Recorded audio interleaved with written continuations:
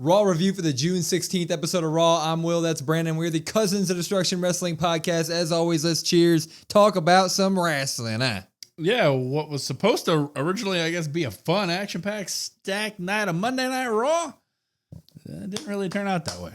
Yeah, but it was fun because of our live stream. Thank you guys for joining our live streams on youtube.com/@CodWrestlePod. Make sure to like, subscribe, follow, all that good stuff. Let's get into this stuff now. We did start with Liv Morgan and Dom Mysterio, the couple of all couples coming out to join the show. She introduces her and Dom says today is a great day because it's all about you, Liv, and Liv says thank you. Tonight is all about respect, actually. We talk about respect. You do not respect the women of this division, and when you speak about the women of this division, you're really speaking about me, the greatest of all time. And you know who she's talking to, Miss Nikki Bella. She mentioned how Nikki told Io Sky she paved the way for her, and she said she paved the way for absolutely no one. I did everything that I've earned by myself, and I demand a match that I was never given. So Liv Morgan is now bringing up the World Championship match that the whole WWE Universe has been talking about for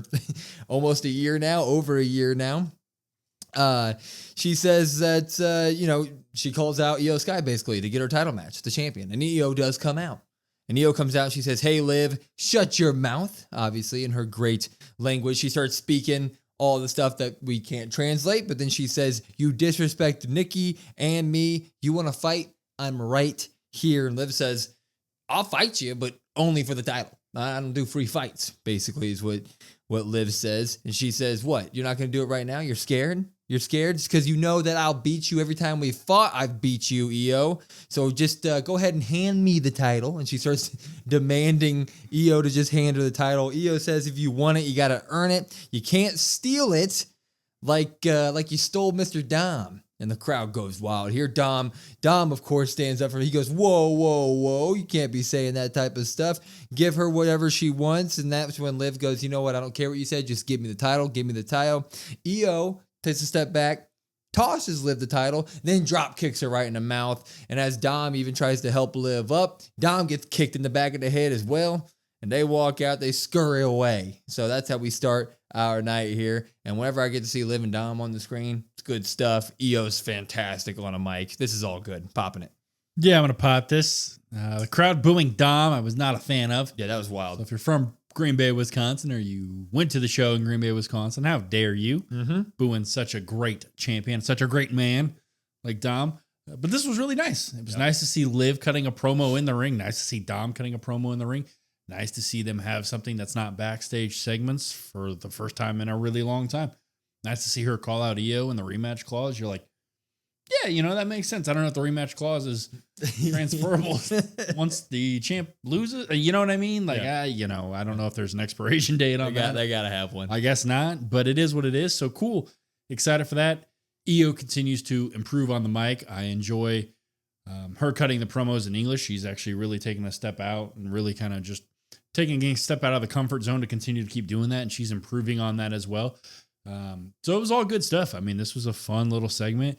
You finally get to see Io involved in something, which is something crazy to say about one of your women's champions, but it was all good here. Yeah, kind of ditto. Not much more to say. I love seeing Io. She's great. She just needs some more work. They need to be having her out there weekly. I don't care that she can't speak the language fluently. Her promos are great anyways. She is very over with the crowd, so we need to be seeing her more. This episode was a Liv Morgan episode, so we'll speak about her a lot more later as well. We'll move on to our first match, though. It was the Queen of the Ring tournament match. It was Stephanie Vaquer versus Raquel versus Ivy Nile and versus a returning Asuka. It was absolutely great to see her back. She got a phenomenal pop. She was wearing this crazy makeup that made her look insane. It was awesome. It was like a Venom thing going on. And immediately when the match starts, Asuka and Steph got rid of Ivy Nile and Raquel, and we were getting right to the good stuff with Stephanie Vaquer versus Asuka, and they would go back and forth for a little bit until Raquel and them would pop back up. And Raquel actually, I think, picked up Asuka and like power bombed her into Stephanie Vaquer. And Ivy Nile. That was really cool. Raquel looked great this match, man. They were really, she is, twice the size of every woman in that match. So they were playing the size thing well, and they gave her plenty of great spots throughout the match, which was great. Steph obviously would get her devil's kiss on Ivy, but Raquel would even break that up with a kick. But then she tried to power bomb Stephanie, and they went back and forth, kind of somersaulting over each other to the point where they were on the ring apron. And then Steph gave a devil's kiss to Raquel while we were on the ring apron. So stuff was going really, really, really, really, really, really good here. Eventually, though, we would get a proper Asuka versus Steph moment where we got a solid minute and a half, 2 minutes in ring, just the two of them. Give me 50 of those matches because they're absolutely great. Eventually, though, Raquel pops into the ring after Steph gets the advantage on Asuka, hits the Raquel bomb on Steph, goes for the pin, 1, 2. Rhea Ripley's here. Just like last week that Raquel did to Rhea. Rhea did to Raquel this time, pulls Raquel out of the ring, hits the riptide on her on the outside of the ring, and throws her back into the ring so that Asuka can come over, get her finisher off. 1, 2, 3. Asuka defeats Stephanie Vaquer, Ivy Nile, and Raquel Rodriguez with the help of Rhea Ripley to move on in the Queen of the Ring tournament in her debut match. And it was the right decision, in my opinion. I love it. We're popping it. Yeah, I'm going to pop this as well. I know we were kind of wrong on this decision.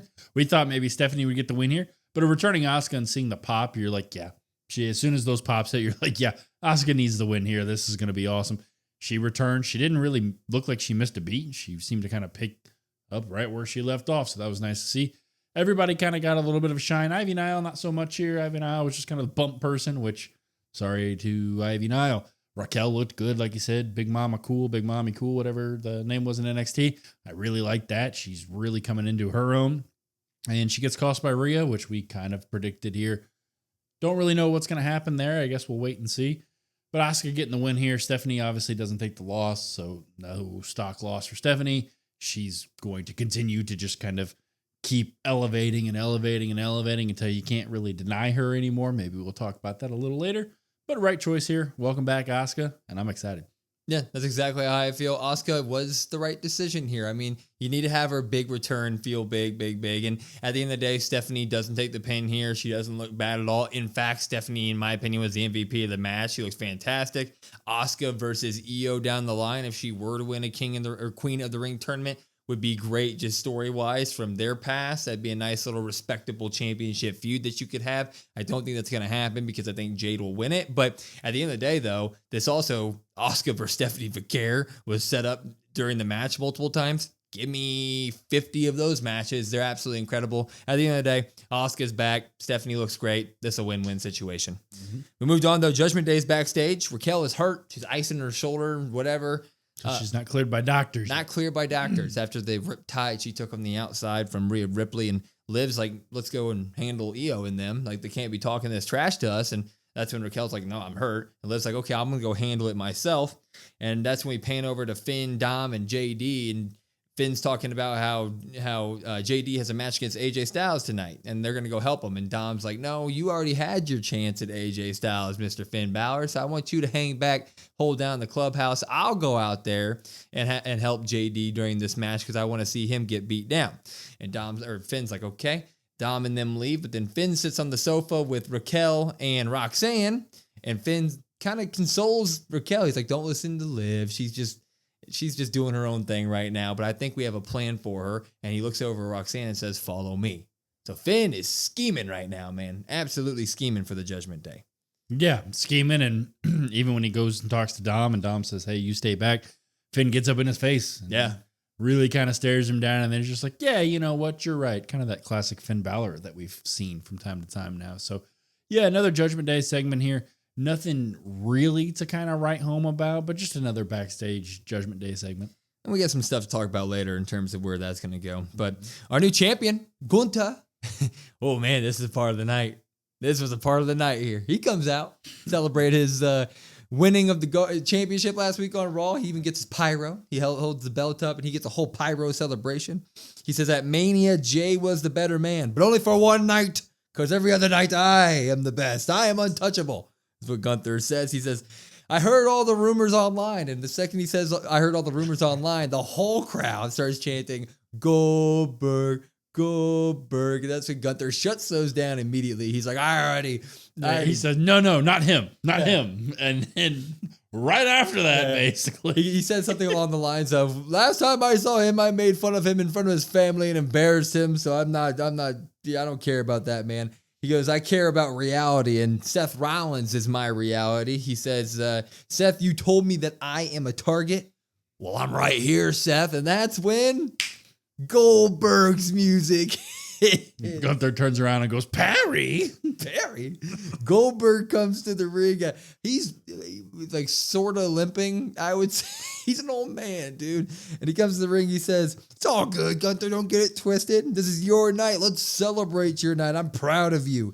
But before I let you go, last time I saw you called out my family. And I'm not going to let that happen. I'm going to finish that conversation. And I'm going to do it in Atlanta. At Saturday Night Main Event, you're next. And then Gunther backs out of the ring. Gunther leaves. He just, nope, I'm done. I'm not doing this right now. Goldberg has returned, and he calls out Gunther to face him at Saturday Night Main Event for his final match in Atlanta, Georgia. What do we think about this one? I'm going to go ahead and I'm going to give it a pop and a drop. I'm going to, at the end of the day, he's a legend. All right. One more match.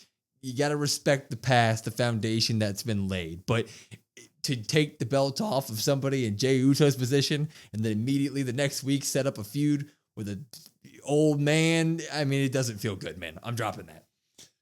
Yeah. So what did you pop about it? I popped just the fact that we're getting one more match from a legend, I guess. The past respect, I feel like I have to at least give a pop, but the fact that it's happening, you know what I mean? Yeah. So we put out our predictions for the King of the Ring, Queen of the Ring, Night of Champions stuff.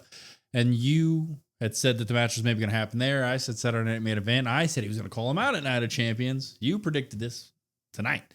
Kind of shocked still. Like, I know it was going to happen and I know it was rumored and you're like, that's what we're going to get. I get that. But then to hear the music, you're like, oh, it's actually happening. Here we go. Am I excited about it? No. But do I think there's some positive stuff that can come from this? Yes. I think if you have Gunther really kind of be that bully in the match here, you have Goldberg hit a spear for that shock factor maybe right away. And then you have Gunther just dominate and then make Goldberg tap out in his last match. I think that's a route you really could go. Really have Gunther dominate Goldberg to where he can be that kind of next bully, right? Because Goldberg was always kind of that bigger, stronger, faster, I'm going to take you out kind of guy. And have Gunther just kind of dominate him. It's in Goldberg's backyard, basically, Atlanta. So that'll be a really cool scene. I'm really hoping they do a nice promo package for him. Maybe you run through the WCW like history stuff and you have some highlights there. And then you really have the crowd kind of back him a little bit and really just have Gunther dominate to where Gunther is just booed and booed and booed out of the building. And I'll take that. Yeah, I'm 100% with you. If they book it correctly, this won't sting as much as it should. Like, you're right. If we get Gunther destroying this man in Atlanta in front of his family to really put another more icing on the Gunther being this terrible heel cake, right? Then that's going to be great work and going to be worth it. But at the end of the day, I immediately think about what everybody's going to say, and it's going to be valid. It's going to be, you get releases like Dakota Kai, you get people like that getting kicked from the company, you get guys like Jey Uso who are the most over people in the world, and they have the title, and they just get it stripped for this to happen. Like Goldberg walks back through the door, and he's not going to be able to put on a match. Goldberg's not known for having great matches in his prime, let alone when he's in his 60s, right? So that feels like a bad opportunity, but if they play their cards right, it could be better than most people think, I think. So I'll stay positive on that note of it. Yeah, I think that's really just kind of the key is how positive do you want to be about it. If you want to be positive, go ahead. Awesome. If you don't want to be positive and you want to be like, hey, this doesn't make any sense, I don't like this, I also see that side of it as well. Go for it. So this was really kind of the moment, though, in the night it happened, and it was like, oh. We took a spill. Yeah. Yeah, we took a little bit of a spill. Yeah, it took a drop after this. So what are you doing? You didn't pop or drop it? No, I was hoping I just kept talking. No. Pop or drop it. Come on now. I'll pop it. Oh, I'll pop we get the pop from Brandon. I'll pop. I have to after the reaction. I have to. Yeah, you did react. I did yell. A big reaction. Check it out. No. reaction content on our live stream and on TikTok. Everybody's going to bash me for it. Anyway, we will get our JD versus AJ Styles match. Dom was there with JD during this match, and this had potential to be something great, and it just never really caught fire. I don't know if it was the Gunther stuff beforehand or what was up, but there was a big back and forth. Dom would help JD right away get out of a submission because he pushed the rope toward his hand, and that's when AJ got out of the ring and like chased Dom around the ring, and then JD come out of nowhere and flew over the barricade and took out AJ Styles, and then they kind of just put on a, by the books match here. Nothing too special. Eventually, Dom would try to distract AJ Styles again, but AJ would just kind of brush him off, and then JD would not get the advantage for the distraction. AJ would just manhandle JD into a Styles Clash, hit the Styles Clash 1, 2, 3, get the pin. After the match, Dom would try to attack, but AJ would get the best of him, and that's when AJ was going to go for a phenomenal forearm until Finn Balor saves Dom, pulls him out of the ring, and then Finn looks at Dom and JD and is like, 3v1, let's surround the ring and get this clown. they attack at one time, and AJ just leaves, he just squeaks through the middle, man. Slides out of Finn's side. Slides with the title, by the way. He takes Dom's title and just walks away. We do find out, though, that later in the night, AJ Styles and Dom Mysterio are going to have a title match at Night of Champions. It's confirmed by Nick Aldis. Is this going to be the man that takes the belt off of Dirty Dom? I do not know.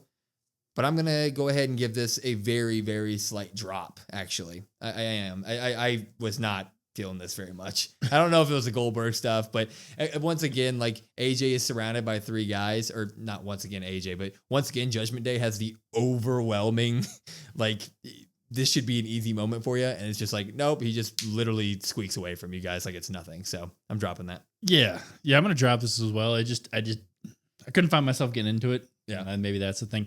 I will say for the Judgment Day thing, like AJ leaving out of Finn's side continues to show me at least that like Finn's not really full on Judgment Day stuff. So you're getting these little tiny story beats there. Yeah. As whereas Dom and JD, kind of everybody else seems to be on the same page. Finn has his own agenda, so Finn lets him slide out of the way here. As for the match, Night of Champions, I wonder if Adam Pearce is going to be mad that Nick Aldis is just making championship matches. I mean, he's just giving them away. You get one, everybody gets one. Somebody's got to do it. It's like Oprah giving away cars, you know? Everybody gets a title match. So I'm excited for that. I am going to go ahead. I'm going to go out on a limb. I'm going to say no. AJ does not take the title off Dom, but we'll get to that when we get to that. I will say anybody that maybe looks at the last couple matches for AJ Styles and is like, they didn't really hit the same. I think I'm going to be positive here and say he's trying to save those. I think he's going to try to save those for the PLEs, for the big moments, for the big matches sort of thing. AJ's obviously getting up there in years. So kind of like LeBron, he can't go out and give you 40 a night. So he'll just kind of pick and choose where he goes. Yeah, I get the Finn story beat of like AJ slid out of Finn's side and Finn has a plan and you think that he's kind of undermining Dom and all that stuff. But I still just see it as looking dumb, right? Like he literally slid right next to you, put your arm out. Like I don't really understand how you can excuse that as a group being like, bro, he was an inch away from you. Just grab a hold of him.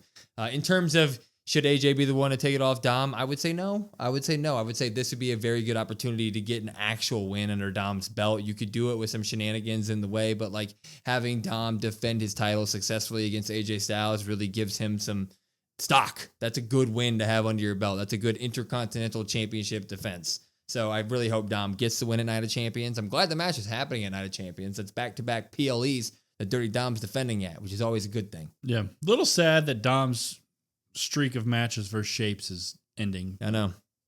What can you do? It's going to be crazy. Bayley comes out. She's here.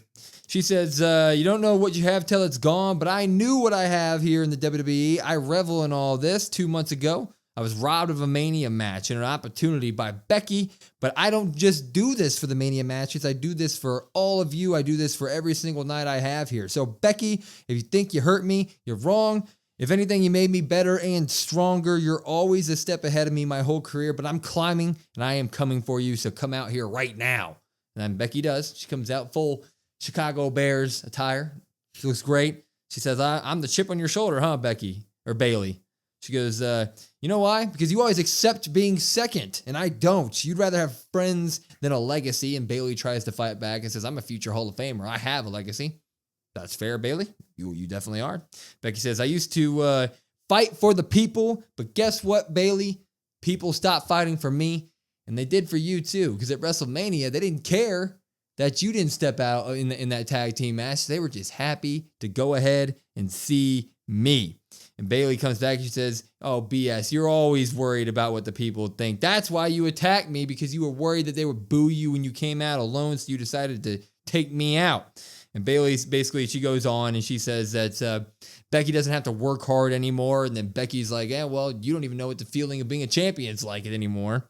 And that's when they start to tussle a little bit. And Becky won't let her have her back. She is backing away on the rope. She's like, I'm not showing my back to you, Bayley. I'm not showing my back to you. And Becky goes for a slap, whiffs. Bayley smacks Becky. Becky rolls out of the ring. And we go to the back. And that's when you get Bayley running into Lyra Valkyria. And Lyra's like, bro, where were you at? Or why didn't you tell me you were returning? I've been texting you. I've been calling you. I've been trying to reach out to you, and you got nothing. And Bayley kind of starts to explain herself like, you know how it works. I was just focused. And Lyra says, I get it. You were just doing what's best for you. So if you end up winning that title, I'm just going to do what's best for me. So that was a good old promo package there. Did they announce a match for this? Next week. Yes. Yeah. Next week on Raw, we are going to get Bayley taking on Becky Lynch for the Intercontinental Championship. But Lyra Valkyria is also coming for it, and she doesn't care if Becky has it or Bayley has it. So she's coming, man. Popping. Yeah, I'm going to pop this as well. The Bayley stuff was nice to see. Good for her to get the applause back and everybody to kind of cheer for her. The promo, I'm going to be honest, it was kind of like, okay, what am I getting at? What am I getting at? Becky Lynch, to me, was the star of the promo here. And maybe that's just me really enjoying Becky's heel work. But, man, every time Becky's on a mic now, I'm like, yeah, give me more of this. This is awesome. I love this stuff. Especially with, I stopped fighting for the people because they stopped fighting for me, that sort of thing. I was like, oh, yep, that's the line of the promo here for me, and I'm sold. I'm good to go. So, for me, I don't care if it's Bayley. I don't care if it's Lyra. I don't really care who it is. But you put Becky Lynch in there with anybody right now, Becky Lynch is on fire. So I'm going to pop this. Excited and interested to see what happens next week, because does Lyra make an appearance? Does Bayley take it off Becky? And then you have Becky wanting a rematch, but then Lyra wants in as well. So how do they really kind of navigate that? That's going to be really interesting. But as for all of this, just give it to me over and over again.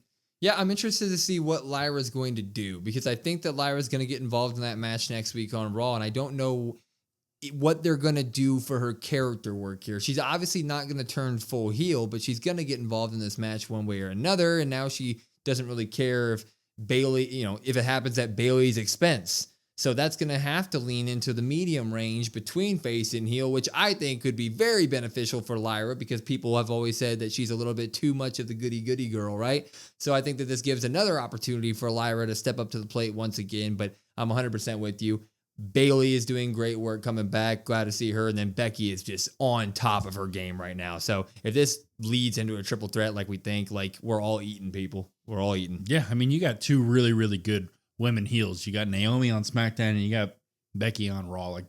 And those are the stories that I'm most interested in. They're both doing phenomenal work. Then the crap of the night happens. Sucks to have to talk about anything like this, but we got Liv Morgan versus Karrion. And the match starts, and the first move of the match, we didn't even get to see it live, basically. We were watching live, but we were talking to our chat because it was literally the first move of the match. Karrion just does a basic, sweep or, little takedown onto Liv. Very by the books, nothing special. Liv lands awkwardly on her elbow, and she goes down. Ref does throw up an X. We cut to a commercial break as Liv goes over to the outside, come back, and match is canceled. Liv is injured. We don't really know what happened in terms of what the specific injury is here.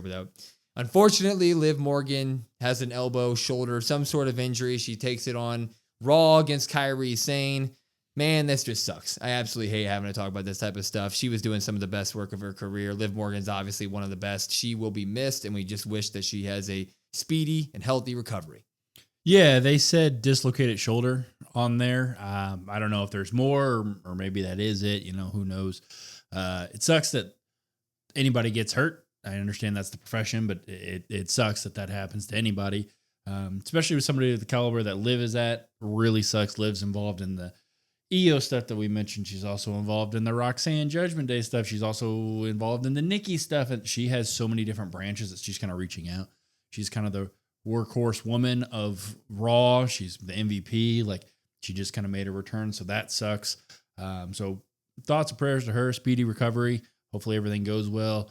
And hopefully I don't want to see anybody hopefully not bashing Kyrie, because obviously the Zoe Stark thing and then this injury happens as well. Kyrie's not at fault for really either of those. So thoughts and prayers out to her as well, because maybe she's kind of maybe struggling with that mentally. So hopefully no flack towards her. Yeah, I mean, first and foremost, it's just speedy recovery. That's all that matters. Wrestling is very much in the back burner on that one. But if we want to start talking about story-wise, we got a bunch of stuff that they're going to have to figure out here. The Nikki Bella stuff was obviously going to be a Liv-oriented thing. Liv just earlier in the night called out Io Sky, the champion. We have Evolution 2 coming up. We have all the Judgment Day stuff going on with Roxanne Perez. So Liv had her hand in just so many stuff that we're going to have to rewrite. We're going to have to tweak here and there. So it's going to be interesting to see how WWE pulls it off. But once again, at the end of the day, just get better, Liv. Yeah, and the tag titles. Yeah, and the tag titles. Which Roxanne's going to have to step in and defend those, kind of like we did Naomi, Bianca, Jade. Yep. Sad stuff. Very sad stuff. And then we get a little backstage segment in the meantime while WWE was kind of shuffling to do their best here. And it was Sami Zayn and Karrion Kross. And Karrion Kross walks up to Sami and says, "You are insane, Sami." You know what the definition of insane is? Doing the same thing over and over again and expecting different results. And that's you, because all you're going to do is be buddy-buddy, go to SmackDown this Friday and lose to Randy Orton in the King of the Ring tournament. And he will go on to win his 15th championship while you stay at 0. And Sami says, "You're a coward. All you do is hide and lurk backstage. You can't back up any of this hype that you have. You never even go out there and try. At least when I fail, I have the courage to try again. And the second the King of the Ring tournament is over, I want you in a match." So it looks like no matter what happens with Sami Zayn in the King of the Ring tournament, win, lose, or draw, he's coming for Karrion Kross next, which is just music to my ears, because it means we're going to get a Karrion Kross match down the line. I'm popping it. Yeah, how can you not pop this? Yeah. Enough of the creepy backstage talking in riddles. Give me a match. How can you not love that? So, yeah, interested to see, because now part of me wonders if Kross is maybe going to interfere and say, "Hey, you lost, Sami. Let me get my match now." So we'll see how that happens. I'm still going to pick him to go to the final. I don't know if he wins, or, who knows, maybe at that point. But I mean, we've always talked about, I'm going to feed everybody's ego here real quick. We always talked about Kross being a world champion. Maybe Gunther. Sami takes it off Gunther. Kross takes it off Sami. Boom. There you go. That is the most hopium I've ever heard in my life. That is some hopium. Free real estate. But you know what? I'd love talking about that opportunity more than I would talking about like, oh, this is just going to be in the back burner in a week and we're going to forget that this even happened. So now I thought Sami Zayn was going to win King of the Ring too, but it looks like you now have a feud lined up for him if he doesn't, and Randy Orton would be the one to move on. That's also great. I'm down for that. So like, if Sami loses King of the Ring next week and then we're just, going right into a Karrion Kross feud, like, that sounds like a win-win to me, man. I'm down for it. Let's do it. Yeah, as long as we get multiple matches out of this, is really the main thing. I don't want just a one-off sort of thing, and I think you're kind of in that same boat as well. Yeah. Obviously, rumored that Kross's contract does expire somewhat soon, so maybe they can give him this and really kind of give him that push and give him that time. So really excited to see. Much deserved for him. Then we go on to our main event. It was a King of the Ring tournament. Jey Uso versus Bronson Reed versus Sheamus versus Rusev. And I will say, I'm not going to do it justice. I'll do my best. But this match was overbooked nonsense with a bunch of big dudes killing each other. So if you can find a way to watch some highlights or go watch it yourself, strongly encourage it, man. But at the very beginning of the match, everybody's attacking each other. Jey gets a suicide dive off. And on the outside of the ring throughout the match, you'd have Bronson Reed slam Rusev through like the announce table covering that they had propped up. So he gets slammed through it. After the cameras finally got on them. Yeah, that was weird. That was, they had a little rough start to the match. Jey was... Yeah, he super kicked about 50 times this match. He was doing his best there. We got Sheamus giving the 10 beats to Bronson Reed on the outside of the barricade, and he did it to Jey Uso. So tried to do it to Jey Uso, but Jey Uso super kicked him. He was doing everything. Super kick, spears. Throughout the middle of the match, we get Rusev and Sheamus very much establishing that they want to kill each other. I mean, they were just destroying each other in the middle of the ring with big old slaps and stuff. So that's going to be awesome. Eventually, though, Rusev would lock in the accolade on Jey Uso, his submission maneuver, and Sheamus would break it up with a knee and then give Rusev the bro kick. And that's when Sheamus would then get planted by Bronson Reed and eat a tsunami by Bronson Reed.